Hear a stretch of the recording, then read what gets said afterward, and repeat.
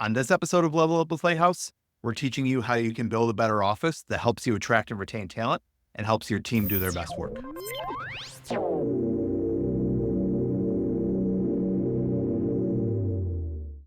Every week, Randy Harris and I are talking about the experience that our team members, our clients, our friends all have when they come to the Lighthouse office inside of Seneca One.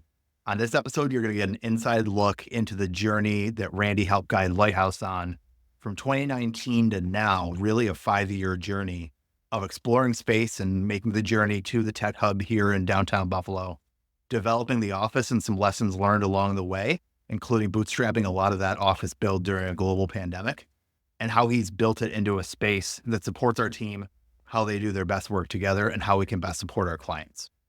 The in-office versus remote versus hybrid debate draws a lot of conversation, a lot of opinions.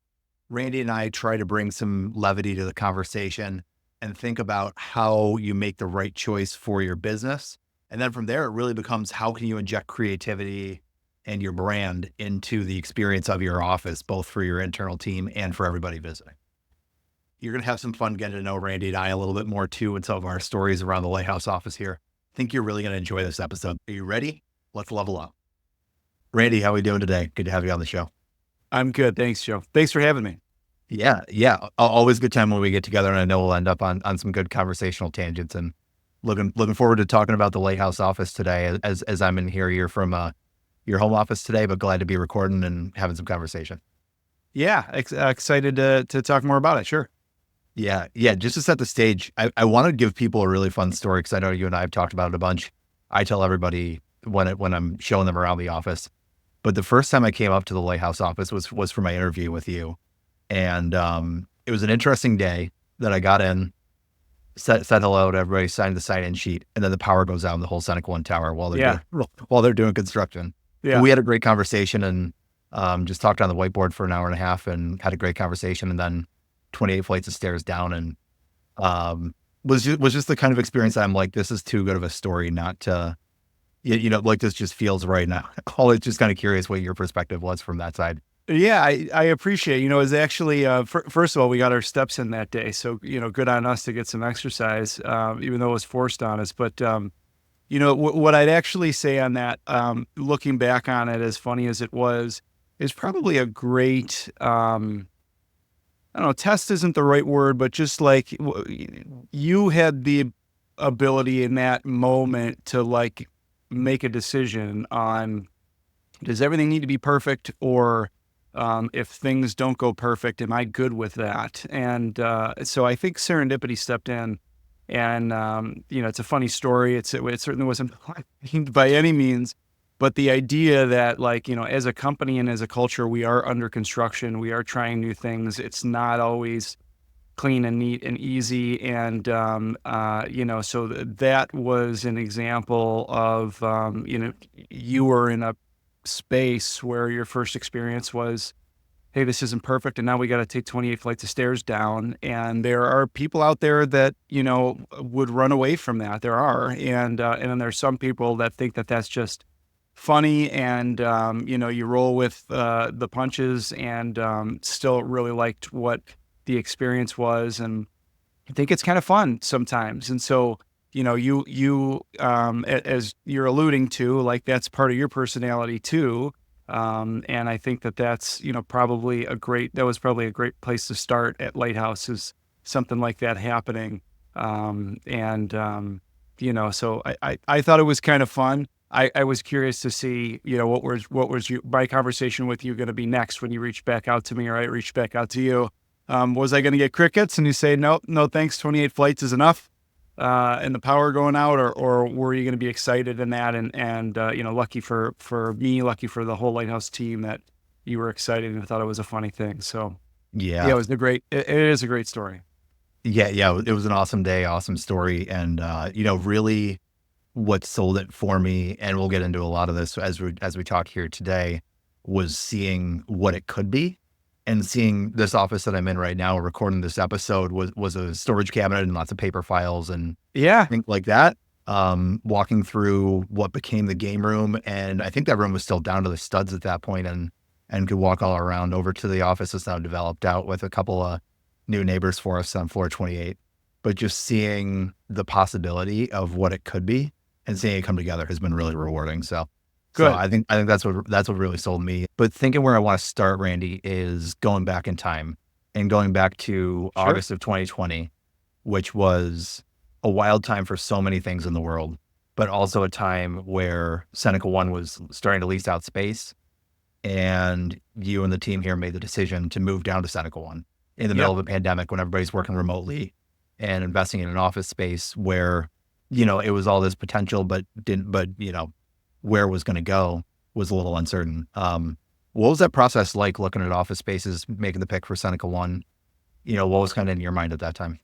Yeah. So leading up to that, we knew our lease and the space that we were in, and up until 2019 for several years, which was a small office park, kind of a mile east or so from where the Galleria Mall is, right off the 90 there. Um, it was a nondescript spot for us, that spot that we were in before we moved to Seneca One, and really it was rare that we would have a client come to the office, or a potential client, or frankly anybody that wasn't on our existing team come to the office. We would always go, to see people, and we still do that. But at the time, coming into the end of 2019, we knew that our lease was coming up. We knew that we were starting to turn the corner in terms of like the next step for our business, the next generations for our business of workers and team members. We were giving some serious thought to a new location, and we started to look in the late fall and winter of 2019 at different office locations. And so we were really staying kind of around the price point that we had already been in. We started to look at some Class A space, and it really wasn't the value versus the dollar amount, like the jump, really wasn't kind of matching up for us. And um, we were visiting a bunch of spots and nothing felt right. And then so I actually mentioned it to a friend of mine, who happened to be involved in Seneca One and what it potentially was going to be. And so this time it was early 2020, and started to take a look at the space. Everything was under construction. It was cinder blocks and rubble and studs and all of the things, nails and screws and stuff. And so you really had to vision it out. And not to say that I am lack vision, but I didn't really have a lot of experience of taking a look at like a real estate space and then saying, okay, I can see what this is going to be. But what we knew that Seneca One was potentially going to be was a community space where a lot of technologists were going to exist and interact. And that's kind of the core of what we do as a company, is connect people in the technology space in the Buffalo area and beyond. And so, we kind of looked to take a leap of faith in that. We had a large client who's going to be in the space. So that was attractive to us. But, as we're looking at all of this, COVID hits. And then we're like, oh, what the heck are we going to do? And financially, there was a lot of turmoil for our company, but certainly most companies out there, a lot of uncertainty. And, a couple of months into COVID, as we got into the spring and into the summer, we had to make a decision. Were we going to do this? Reality is it just came down to us taking a risk and being bold and having some faith. And so we made the decision to, move forward and move ourselves into Seneca One. And, I can tell you more about the thought process and the story at that time, but, just in terms of that, we're really, really glad that we made the decision. Yeah, yeah. The what I'm curious about in there too, and you alluded to it a little bit, the proximity to all the technologists that would someday be moving here. How big of that was a factor in terms of just the type of company that you thought Lighthouse could be someday? Obviously, having done work since the company's start on the recruiting front, the talent front, but the managed IT services side and the technology work for small and mid-sized businesses was still a little bit newer Yep. at that point. How in that time since you made the decision to make the move have you seen that pay off, just in terms of the connections that have come from from being at Seneca One?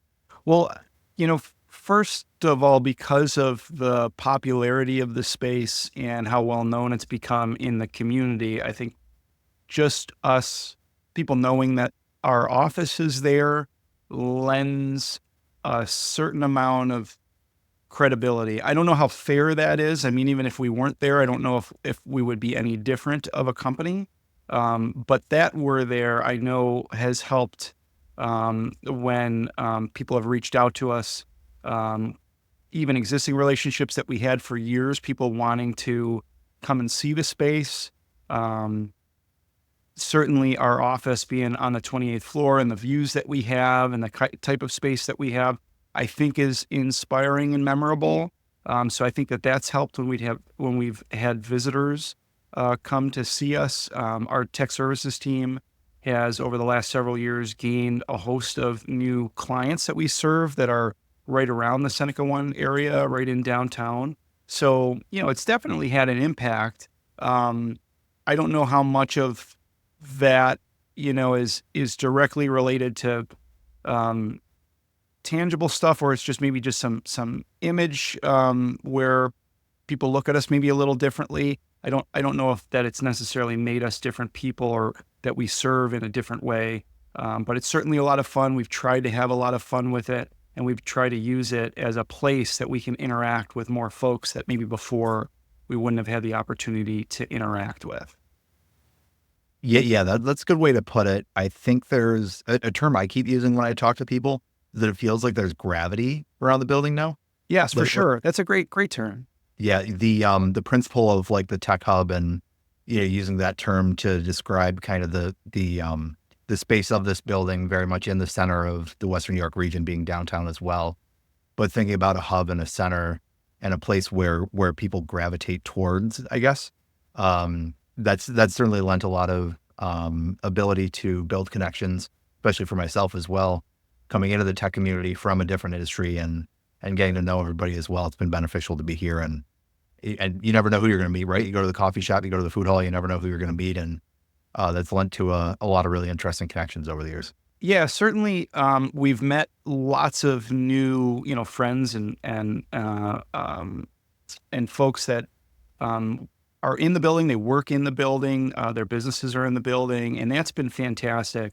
In addition to that, the amount of events that come to that building have lent us the ability to, meet other new folks that are coming there that don't work in the building, but they happen to be there for an event. And then in addition to that, we've been able to be a part of events, and whether they're educational events and we learn something new, they're philanthropic or community events that we get to participate in and do something good for the community, events that have been really good team building pieces for us.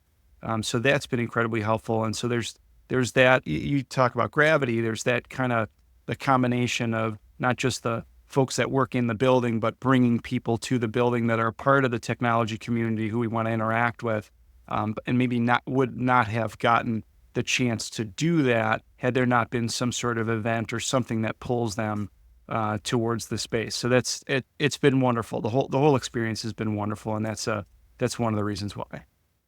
Love it, yeah, and want to give a shout out to the Douglas development team. That crew is working hard at a lot of different properties all around town now. Yes, for sure. But what they've put in to make those events and make the community setting to bring people together and have a good experience when they get here has been really good. So Yep. shout out to all our friends there. Appreciate that. For sure. What I think is a good direction to go in next is more looking specifically into our office, Randy, and talking about how it was designed and for us who work there, for people who come to visit, like they've seen there's a lot of different spaces, a lot of different, creative elements as well. Just in terms of kind of the mood that a room sets, but also the, the design of a space and the flexibility of it for different types of work. What was kind of that process like going through figuring out how different spaces were going to get used and how the team would interact in those spaces? Yeah. So some of it was definitely envisioned, and we just kind of fulfilled what we had in mind. And then some of it was kind of trial and error to figure out what would work best. But to start with our office, which isn't very big, it's about 2,800 square feet.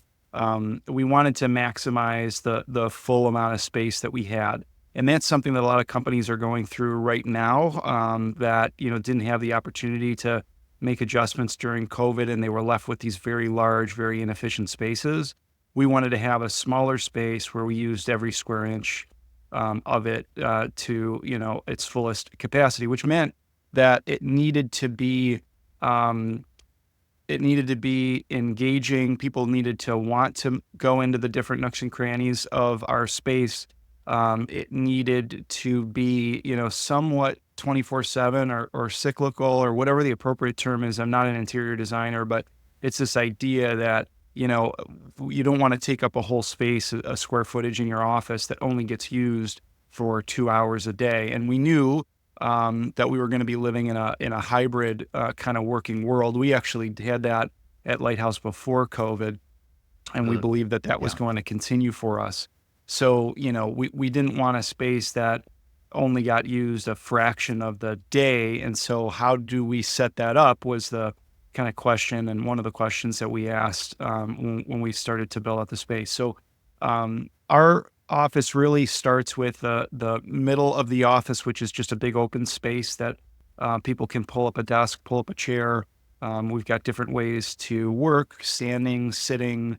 Some of the standing desks and sitting desks are built in. We have desks that are on remote, so they can go up and down and adjust to, the needs of the person occupying the desk. And then we've got different, I'll call them breakout rooms by and large, which have different sizes to them. So some of them are really more of a fit for one person or maybe two people, and a couple of the rooms that might fit three or four. Some are good for, meetings and interacting with, doing one-on-one meetings or two-on-two or one-on-two or whatever. Some of them are real nice quiet space to just break away on your own individually. And then we have two larger spaces. One of them is our conference room, where we gather, and we can, really squeeze in probably 12 to 15 people in there if we're really squeezing in tight, but real comfortable if it's like a group of 8 or so. And then we've got a lounge, which is essentially the same size space as our conference room, but just a bit more relaxed with couches and chairs and things like that. And then we have a kitchenette, obviously, so which is stocked with drinks and snacks and all those types of things. And then we have a secret game room, which seems to be the highlight of the office tours. And that's still a space that actually people use to work, because it's a private space. It's nice and quiet, but it's also a nice space to be able to play and build relationships, and a real good kind of punctuation mark on an office tour, because people have a lot of fun with that. And we have a lot of fun with it as a team, because it's got arcade games and things like that, darts and bubble hockey and all those such things. So, the moral of the story in terms of what were we looking at in creating the space, we wanted a space where people felt that they could come together and, work in a collaborative environment, but still be able to break away if they needed to have some private space or quieter space for meetings and small groups. Philosophically, what we learned about putting all the rooms together and like how to create the space is that we weren't experts in it, and we were going to have to figure out how the team was going to use the space, like through COVID and beyond. So there were some rooms that we set up that I thought we were going to use them or use them differently, and we ended up not using them at all, or not using them in the way that I had thought we would have. And so we made some adjustments on the fly of rehabbing some rooms and making some adjustments and things like that, a little bit more extra construction, so that we could efficiently use the entire office space. And we got to that point. So, I think we've got it to a real good place now. There's still a few adjustments that we're making. And in part, the reason why we're doing that is because our teams are growing and changing. And so now the way that I look at office space is that you don't just do it once and it's set for, 100 years. It's going to maybe ebb and flow and change as your team grows or shrinks or works differently, as the industries change and business changes and, all of the things. So it was a really great experience. I personally, I found that I really enjoyed it. So the interior design and the decorating and all that type of stuff. If you go into the office, I'm the one to blame. If people don't like the decor or the style or whatever, it's absolutely all me for the most part. But I wanted it to be a really fun spot. I wanted it to be very bright and inviting.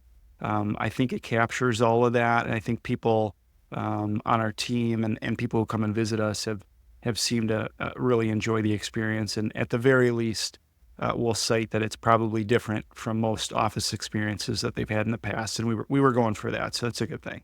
Hmm. And I'm really glad you closed with the word experience right there, because that's what we talk about all the time, right? Yeah. That it's an extension of ourselves and the brand that we want our company to have.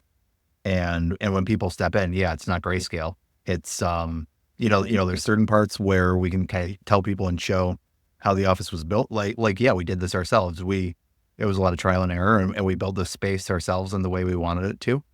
Um, but yeah, the colors, everything's bright, everything's inviting. Absolutely, always comes through there.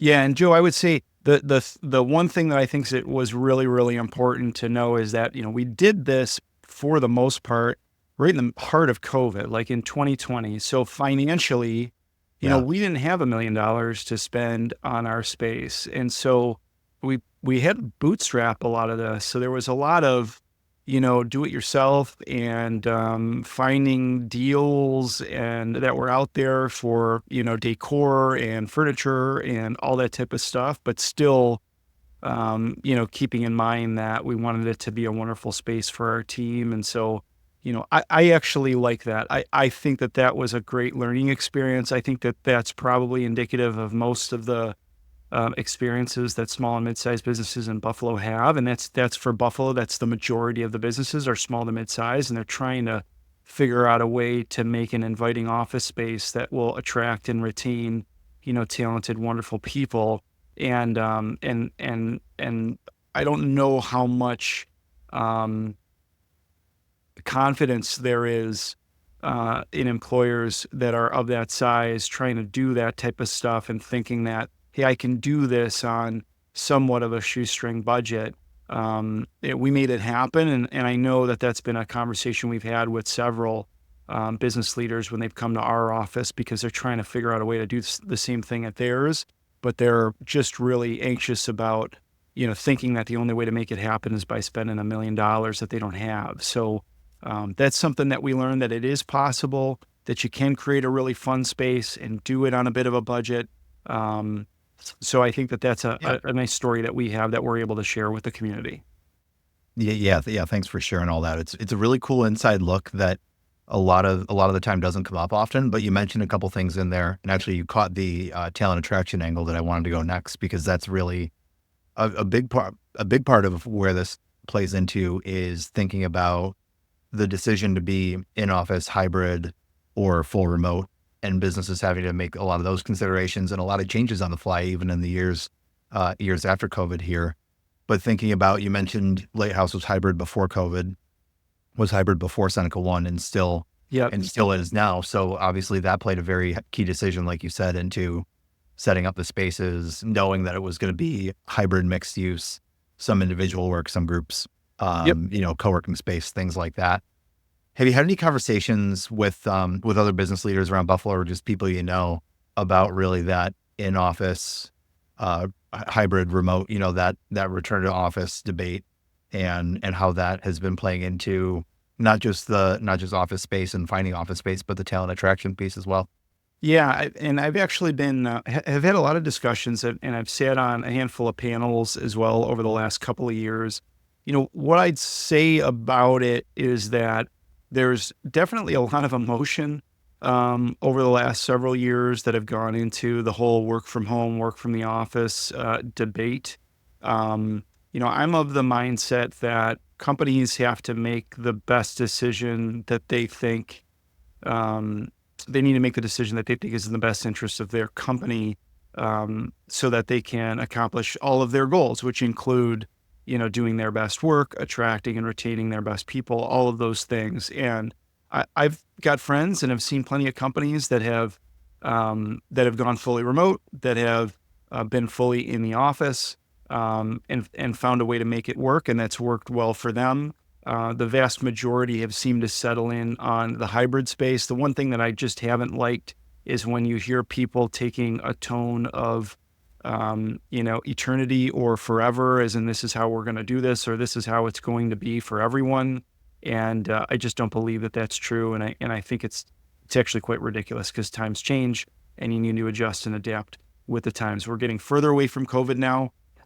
We've learned a lot of lessons there. There's value to doing work remotely. There is value to being together. Anyone who is on the extreme of each of those kind of sides is probably not interested in hearing real data on the value of, the opposite side. But there's value in both of those things. So I think that we are in a good place moving forward for most companies that are being hybrid. I do think that there's a serious cultural conversation still to be had around how we treat people who provide services to us that have to be on site, because our ER doctors, for example, our nurses that are working in hospitals. We've got delivery drivers who are delivering things to us on a daily basis. There's a lot of people out there who don't have the option of the work from home thing. And so the one thing that I don't like is hearing people talk like everyone for some reason has this option, and every company is somehow stupid or being incredibly rude by telling people or asking them to come into the office. So I don't like that part of the conversation either. But I think culturally on the whole, we're getting to a great place where workers have more freedom and flexibility to be able to do the things that they need to do for their well-being and for their lives, getting the doctor's appointments, taking the kids to school, all of that stuff. But at the same time, we're recognizing that there's value in us getting together and collaborating. There's value in the human connection. There's a lot of issues with just people staying home and never going outside and interacting with other people. It's not good for mental health. So there's a lot there. And I think we're in a much better place than we were over the last couple of years. But for us at Lighthouse, hybrid is the way to go. Trying to meet all of our team members to, where they are so we can, capitalize on the best work environment so that we can get the results that we need. And at the end of the day, the results are really what matters. And so we're going to keep adjusting as we move forward to whatever's best for our team member happiness and profitability as a company. I love all of that. That was a really good shout out in there too, and appreciate that for all the doctors and the teachers and the school bus drivers and all the public servants and people who don't have the option to be remote. And that's certainly an environment where that's one part of the conversation, but often gets lost. And like you said, it is a very polarizing debate a lot of times. But at the end of the day, it's really a business strategy decision and how a business wants to work. Yep. In a lot of these types of contexts that we talk about. Like there's all the technology, there's all the different spaces available. I feel like that if you want to do in office or hybrid or full remote, like all the tools are there, and it's a choice on the business. And like you said too, what our team needs to do their best work, and hybrid is that for us. It's good to frame that conversation as it's an individual one that every business has to make for themselves, and that's right. And then that has ramifications for talent attraction as well. And was good to hear a little bit of Lighthouse and how it's grown for the next generation of employees, like you mentioned. Yep. Making a space like we have at Seneca One. Yeah, that one in particular, that conversation where it's gotten off the rails is where people somehow feel that they have a right to demand from an employer that this is the way it needs to be done because that's the best way for me. That's fairly narcissistic, but I do understand where it comes from. But companies have to make the choices, and they're the ones at the end of the day that are responsible for getting whatever the heck the results are that they have to get. And so, there's definitely some cheese that gets moved, but this, Joe, better than anyone. We interact with so many gosh darn people on a daily basis, and we've met people who, will never, ever take a job that's not remote. And we've met people who will never, ever do a job that is remote because they want to be there 5 days a week or whatever it is, and lots of folks in the middle. The reality is everybody, not everybody's the same, and people need to make these choices for themselves, and companies need to make those choices from themselves. And I don't think it's up to you and I or anybody else to say that someone else is wrong because they make a certain choice that they think is best for them. Yeah. Yeah. Appreciate that. So we start winding this down here, Randy. Any closing thoughts on, we've touched a lot of different areas, both the business specifics of how we set up our office, the talent attraction angle. We didn't go too far, but there is a technology piece in there too about hybrid work and how people can work together from the office or remotely and those kinds of things as well.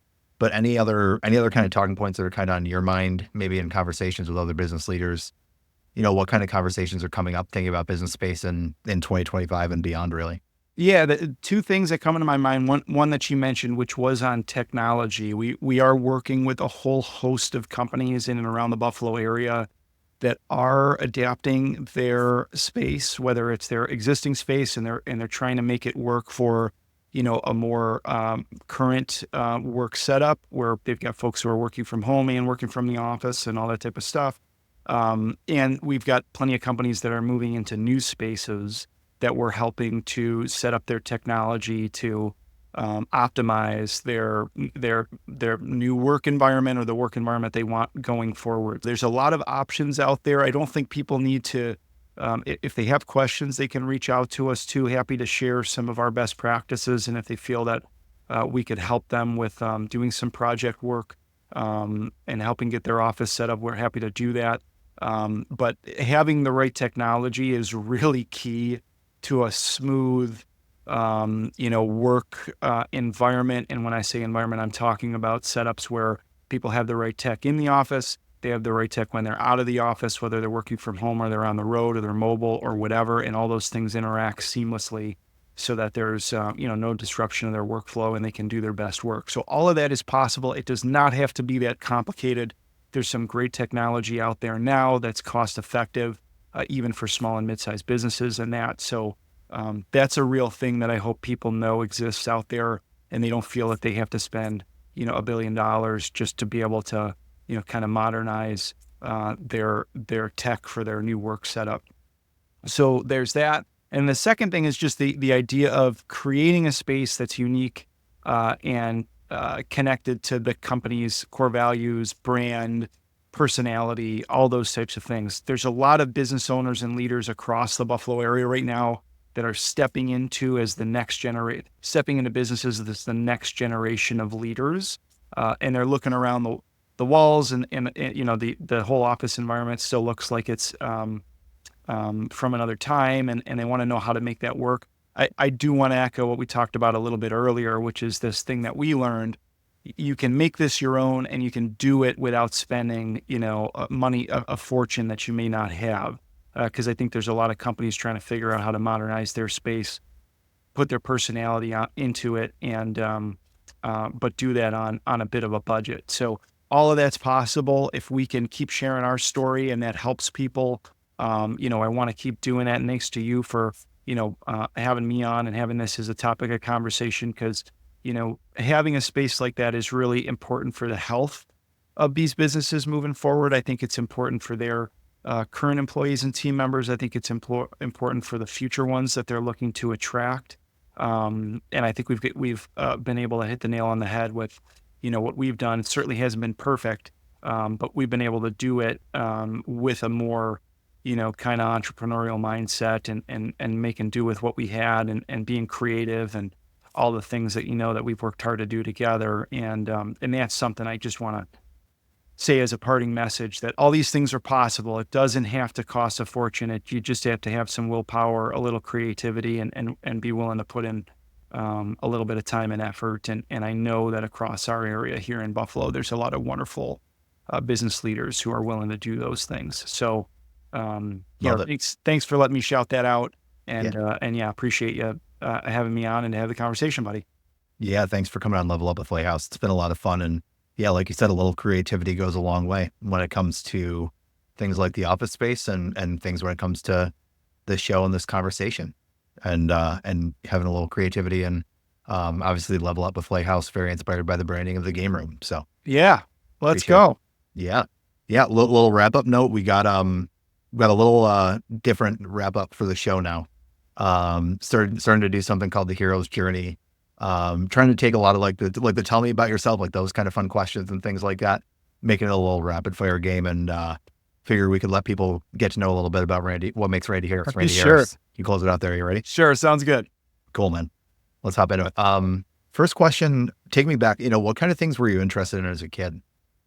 Well, funny enough, is behind you on the walls of the room that you're in the office is a whole bunch of Garbage Pail Kid cards and Yeah. memorabilia and posters and stuff.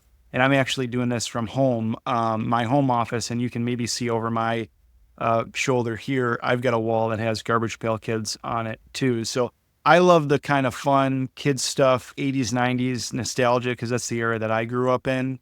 But I'm still interested in those things that are whether it's games and board games or, the cards or little artwork, comics, those types of things. I'm still just a big kid, but yeah, that's something about me that people will definitely, if they were to come to our office or even come to my house, they'll see, well, there's a large child that lives here.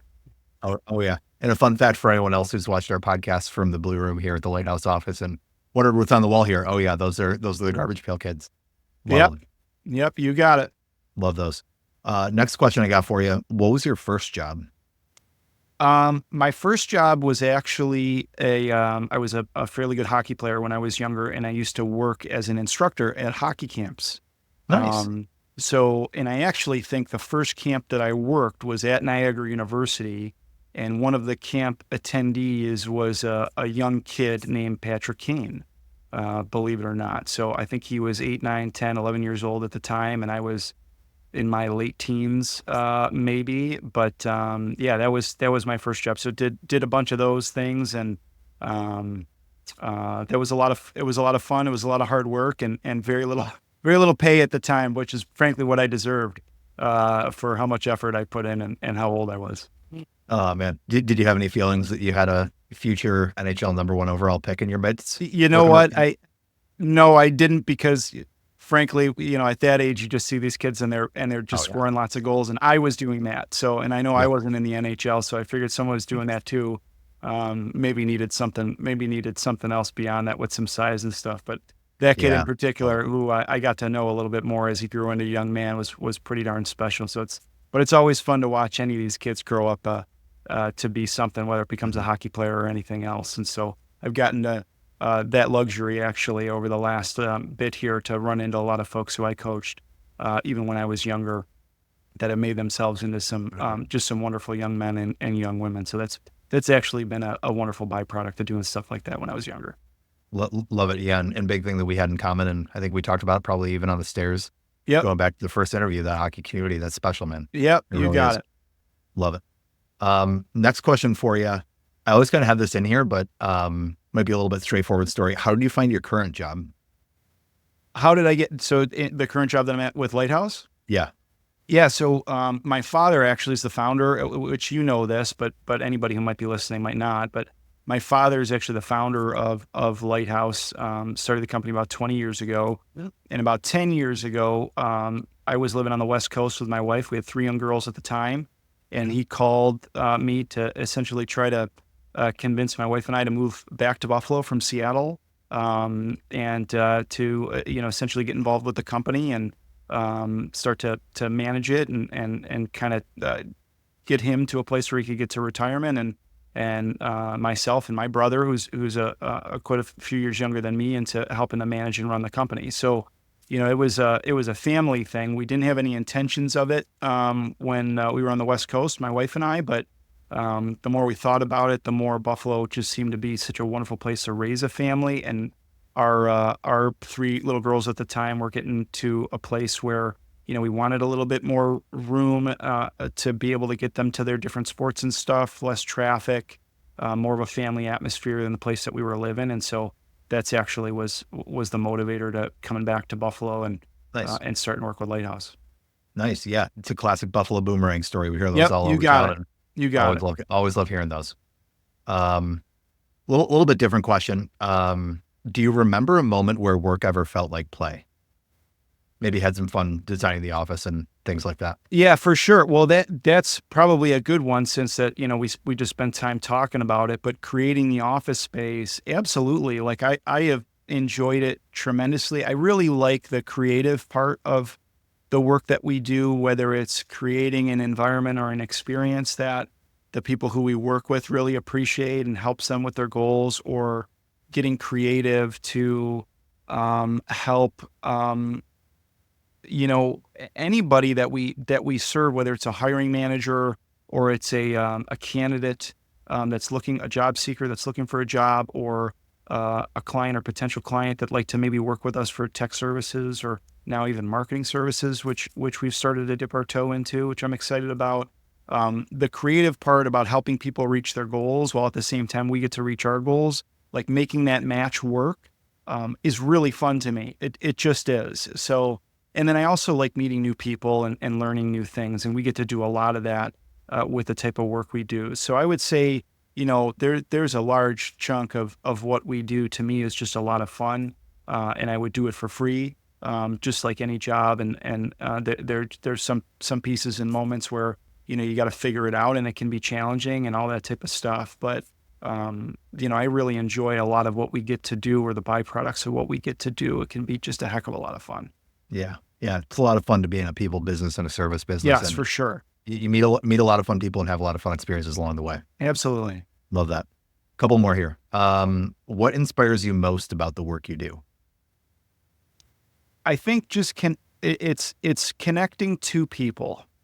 And we do that in, all the different areas of the work that we do. So whether it's connecting a hiring manager to a great, new team member or candidate, connecting a candidate to a great hiring manager, connecting some of our team members to, leaders or IT leaders at some of these companies that we serve, and with tech services or marketing services, because really we provide a service, and that service is needed by other folks. And so when you make that connection, and it's not commoditized, it's like, hey, Joe and I really clicked. Like Joe strikes me as someone who not only will be able to help me with what I need, but I'll enjoy actually interacting with him and working with him and all that type of stuff.